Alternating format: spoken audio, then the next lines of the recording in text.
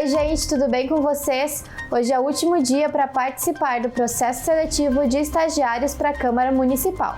As inscrições são gratuitas para os cursos de Administração, Design Gráfico, Informática, Letras, Relações Públicas, Produção Audiovisual e Técnico em Informática, além de alunos do ensino médio.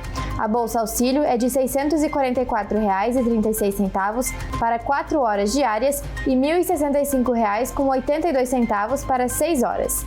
Também é concedido auxílio transporte de 2 passagens por dia trabalhado.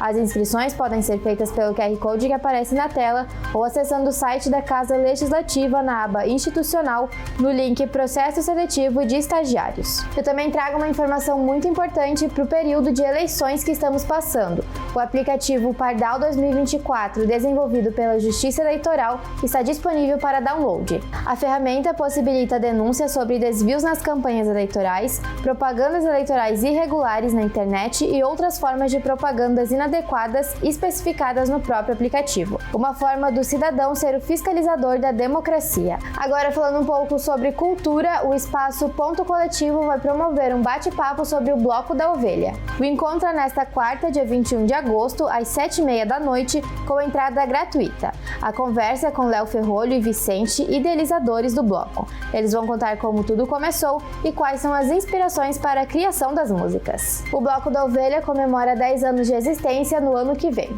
Essas eram as notícias de hoje e tenham todos uma ótima semana.